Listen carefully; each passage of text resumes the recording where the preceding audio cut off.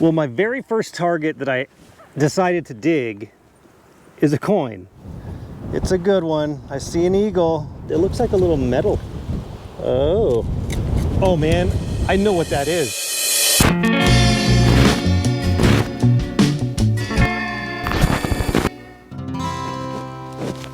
We're on a brand new adventure this morning. We are in Owens, California. Owens was an unincorporated town that was originally started in 1900, about a half a mile that way,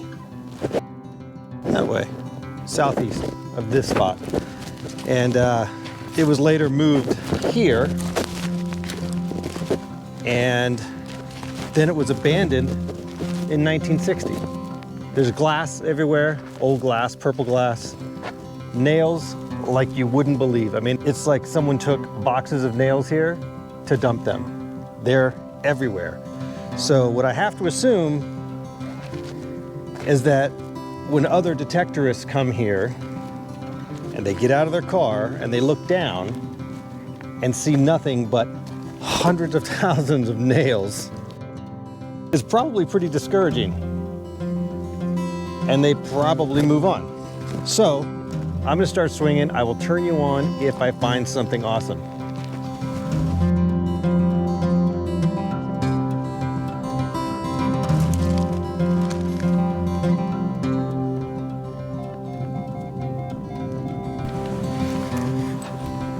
Well, my very first target that I decided to dig is a coin. I haven't looked at it yet. I mean, I can see it's a coin, it's green. It's the size of a penny. It could just be modern clad. It could be a wheat cent. I'm hoping that it's at least an Indian. It's a wheat cent. I can see right here it says 1 cent. Well, at least it's not a memorial, or worse. I just found my second coin. It could be silver. Oh, buddy. It's a good one. I see an eagle. Oh, it's a barber quarter. 1890 something, I think. 1884, 94. Oh man, I'm really excited. I've never found one of these. All right, let's keep looking. Well, it looks like I've got another green coin. I believe it's just a wheat cent. All right, let's keep looking. I love these old workwear buttons. These are some of my favorite things to find, especially in a place like this where you know people worked hard. Levi Strauss & Co. We got a wheat cent on the surface. See if we can read the date. Oh yeah, I bet you we can. That's cool. 1955. So just a few years before the town was abandoned. That's cool. Well, my detector has been going just bananas like this. It's like everywhere I swing, it's just nothing but chatter, chatter, chatter. But I did just dig a signal that was fairly solid. It got a little iffy in the edges, but it looks like it's a good coin. I've never dug one of these before. At least I don't recognize it yet. But look at this. Look at that big greenie. This is pretty awesome, whatever it is. It's a 1 penny from Great Britain. It's got George on the front. I mean, I wouldn't ever expect to find one of these here. That's pretty awesome. I love it. Let's keep going. Well, this edge just caught my eye. I didn't really get a good signal from it, but I looked down and I saw the green and the round and got closer. It's got a hole in it. So it could be a coin with a string hole. Let's see.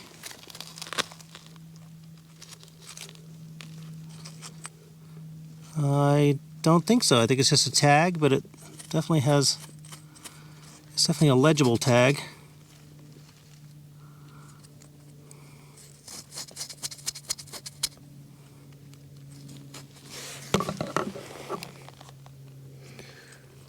Well, sorta. Oh man, I just almost stepped right on a danger needle.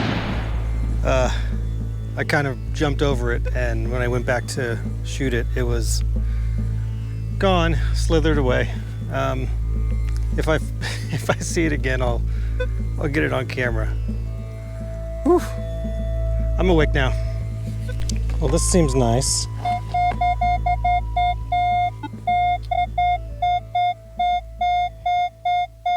Seems small. I think I see it. Not what I thought it was.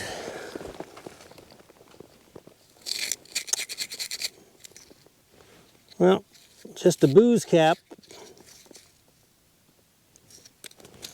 Bummer. Well, in the pouch with you. Well, we just had a 6.1 earthquake centered exactly where I am right now, and it shook hard, man. My truck was bouncing. You could see boulders rolling down the mountainsides, leaving huge dust trails behind. It was nuts, man. I really wish I was recording when it hit, although that one did scare me because, you know, I don't know if I've ever been in such a large quake. Well, no, I was in the 94 earthquake in Los Angeles, and that was the epicenter. Well, close to it, it was Northridge. But this one was kind of gnarly because it's out in the middle of the desert. And from watching movies, you expect, like, you know, the San Andreas Fault to just start opening up and, you know, sucking cars and things in. So I literally was sitting here just waiting for the street to just start cracking. And it didn't. And then it ended. And then my brother texted me to let me know I'm digging too deep. Man, what a trip.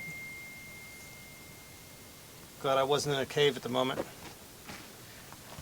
Alright, well, I'm going to let all these people that are texting me know that I'm not dead. I'll get back to you. This is the second one of these that I found. Those old shotgun shells, the reloadable style. That's pretty neat. It's the nicest one that I've seen. They're usually smashed flat. The other one I found is smashed flat. But this one's pretty good. Awesome. I don't know what that is.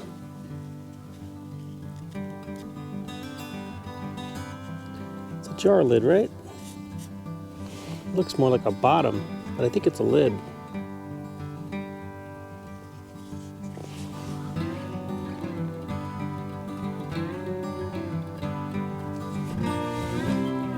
Harmonica reed. I think I found probably 6 or so of these today. This is a nice one though. I just got another good signal. Fairly solid. It looks like a little metal. It's pretty crusty. I'm sure I can clean it up and read it.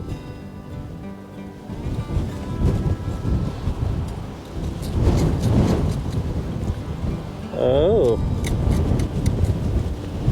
look at you.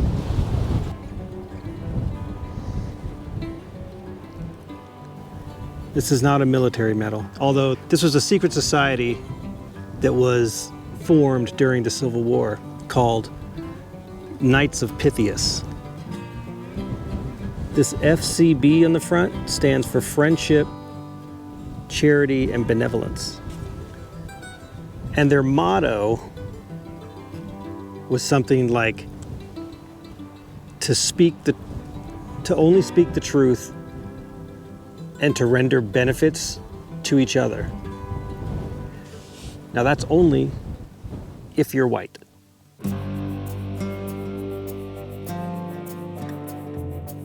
In the mid to late 1860s, there was an African-American lodge, the Knights of Pythias, formed, and they were completely denied membership because they're black.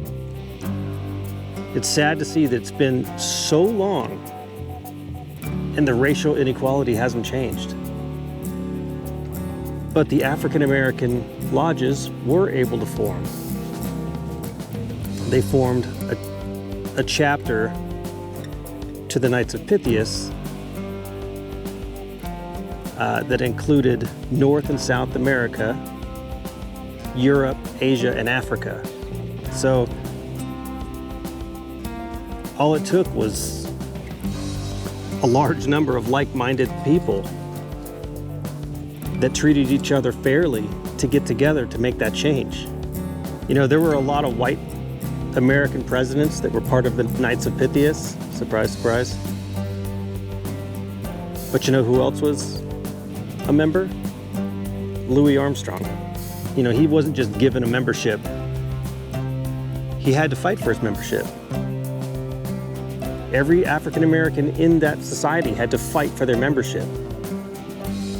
You know, I don't think that I've ever dug anything up out of the ground that was as historically important as something that, you know, points to the issues that we're having right now in our world, that we're continuing to have. The only way it's going to change is if we get together and change it, work together. We're not doing that. Not enough of us.